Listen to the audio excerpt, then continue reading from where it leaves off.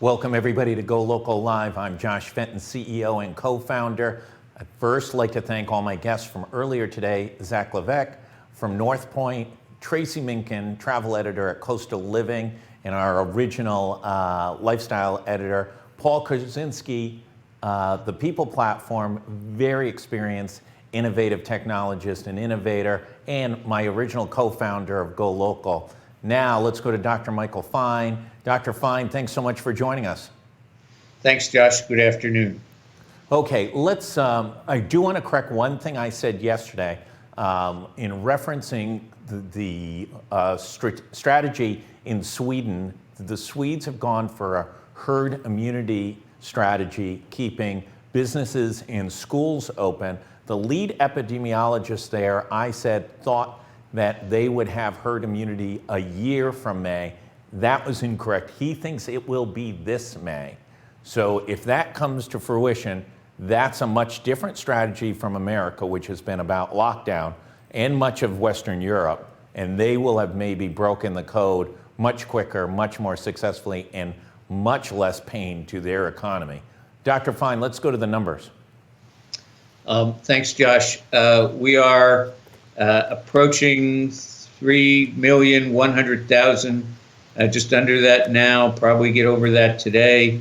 The rate of growth of tested cases around the world appears to be pretty stable. U.S. cases, new tested positives, we're now over 1 million, as we anticipated, and the rate of growth of new cases might be falling off a little bit. I think there's a 3-day trend that suggests that. In deaths around the world, 212,000 deaths around the world, a pretty stable rate. U.S. deaths, 57,000, but the rate of change has dropped some, and that is very encouraging. In Rhode Island, more encouraging news yet. 7,926 cases, new Rhode Island deaths, all unfortunate, but 6 instead of 13 or 16 or 20. Total number of new cases, 218, much lower than we were seeing a few days ago, with hospitalizations stable and a little increase in the use of the ICU. 239 deaths altogether in Rhode Island. I think there's some good evidence that, in fact, we may be slowing down. Certainly, we've had a 3-day trend. I think it was Friday we saw 400 cases. That had been a record number. Last week's numbers look like they were going up and up. Now we're starting to see, I think it's 3 days in a row, Rhode Island seeing some downward trends. Juxtapose that, though, with the University of Washington's modeling, which Rhode Island uses as part of their formula, as does the White House. They've predicted, because of these states unlocking some of their restrictions, a significant increase in the number of deaths nationally. It's on GoLocal Live today. I think it's now up to, they've pushed it upward from around 60,000 to 76,000. Is that the right calculus there in Washington? And will Rhode Island and other states that see positive trends start to get adversely impacted, not by what we're doing in Rhode Island, but by people potentially traveling through the state? Well, again, it's way too early to tell. I think it's pretty obvious at 57,000 deaths in the United States that we're going to get, and that number going up by 1,600 a day or more, we're going to get past 60,000. So, that's going to happen regardless of whether people open up or not. It looks like, by the end of May, we're going to be in the 70,000 range regardless. How opening will affect, that's the open question that's yet to be seen. The argument from Sweden is probably not that much, if Sweden's right. But if the people who are concerned about the spread of disease are right, and we see outbreaks and increases, then we'll see deaths and hospitalizations and number of cases all increase again. And I think some of that depends on the extent of the opening and how people behave once things are open.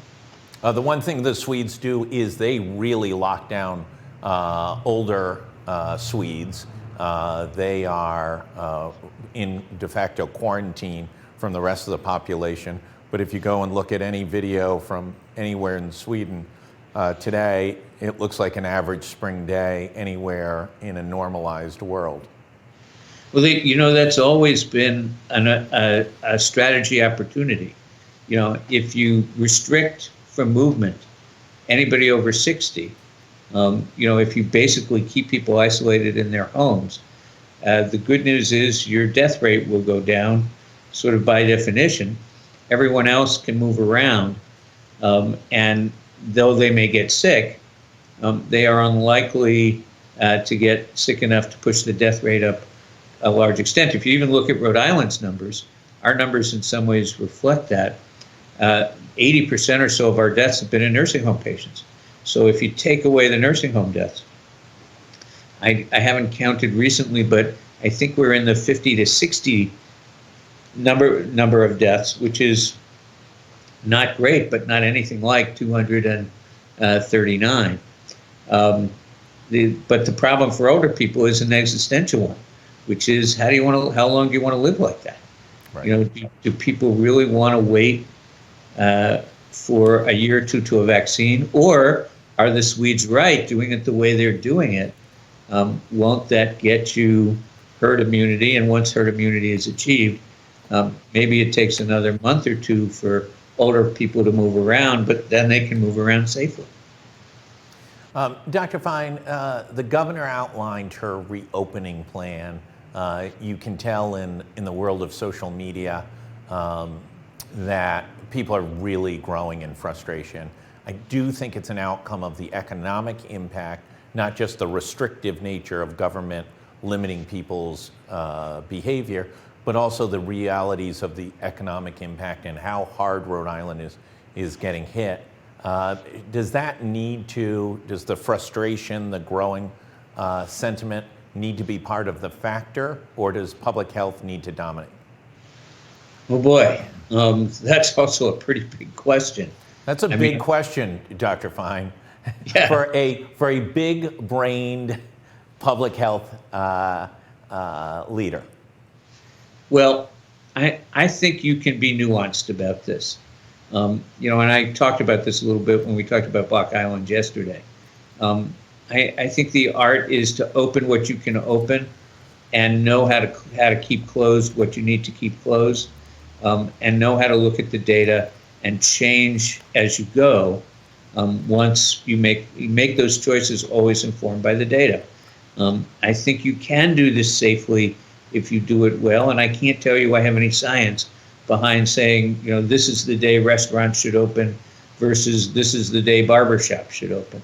So I think the strategy of doing it slowly, carefully, intentionally, and watching the data every single minute is really important. That plan that the governor outlined doesn't have dates to it. It has data triggers to it, per se. And it looks like and sounds like it's a very slow process, that reopenings of significance may be months away in many ways. Can Rhode Islanders, you've always been a leader on mental health issues as well. Summer for our psyche is such a critical part of how we live and why we live in Rhode Island. Can Rhode Islanders sustain a non-summer summer? Well, I think you have to be, I don't want to jump to this is going to be a non-summer summer. It may be a carefully summered summer. Yeah. That is, we may have to come up with some interesting rules about how you use the beach, so that we spread things out and we make it fair so that everybody has a shot, a little shot at a relatively empty beach. There are things that we can do to make this coherent. And if you look at the way they let people go shopping in places like China and Colombia, I think they did it by, the first letter of your last name, and everybody who had, the first letter of your last name on, A through G would be able to go shopping on Tuesday.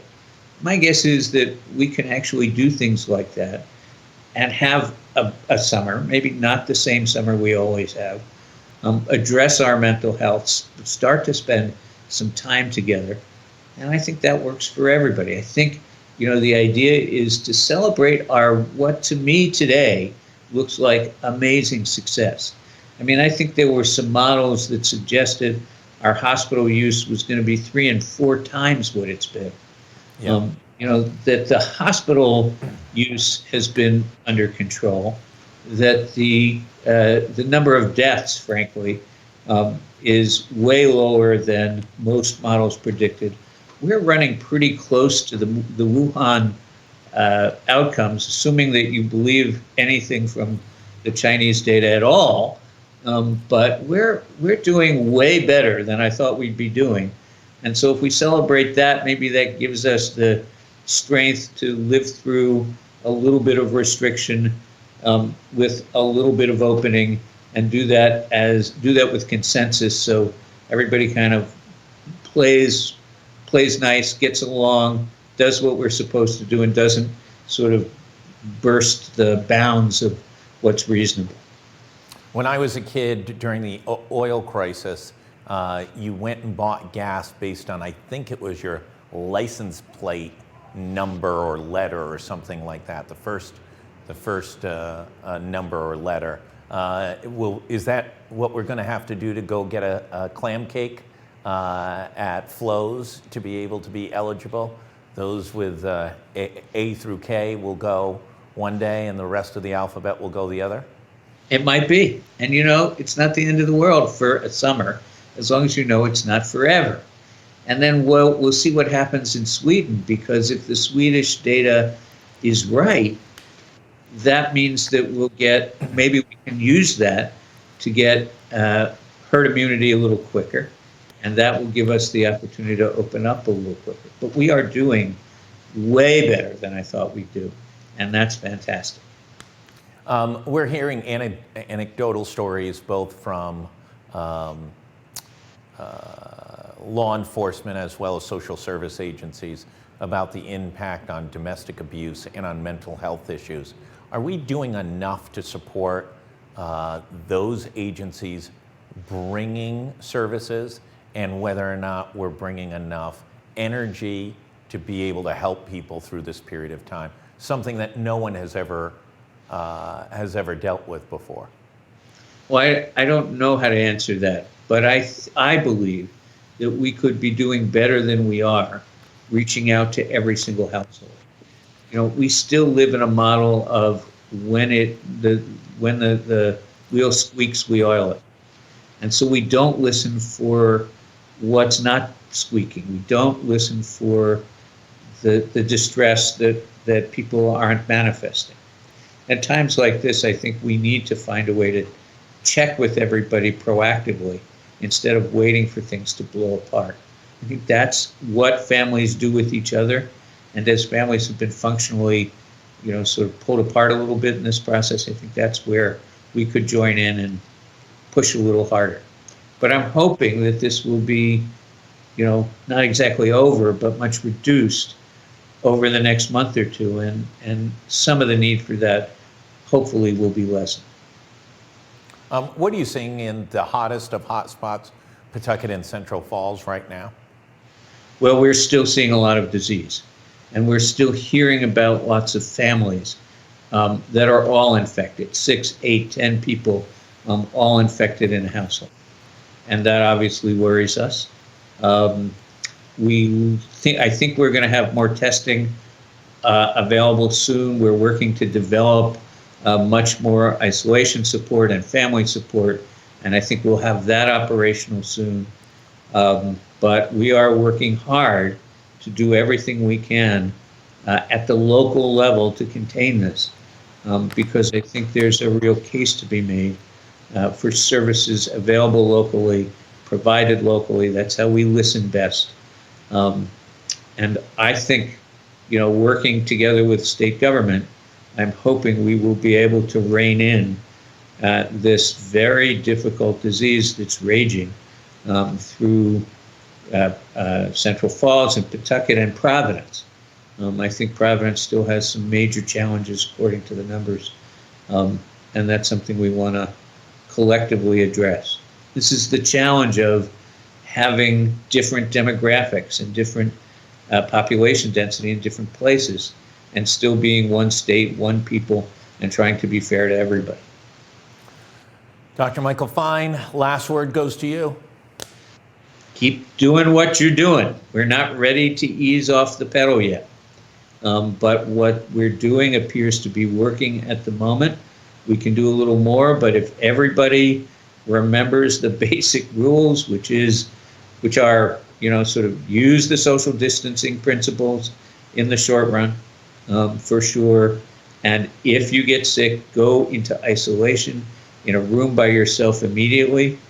Then I think we will get this thing behind us and get it behind us as quick as we can. Dr. Michael Fine, thank you as always. Keep an eye on Sweden. It may be the pathway out of this mess. For everyone else, we'll bring the governor's comments at 1 o'clock. Again, she does not allow the media to ask questions and the public to hear that. And I'll tell you, it is disappointing. I was watching Governor Baker's press conference yesterday. He had smart exchanges with reporters in Massachusetts. They got information out of him. They questioned him. It was respectful. It was thoughtful. It was progress. It was part of democracy. Unfortunately, we don't have that same opportunity here in Rhode Island. Then at 2:30, we'll have Kate Nagel Skyping in. Everybody else, please stay safe. Thanks for joining us. Thanks, Josh.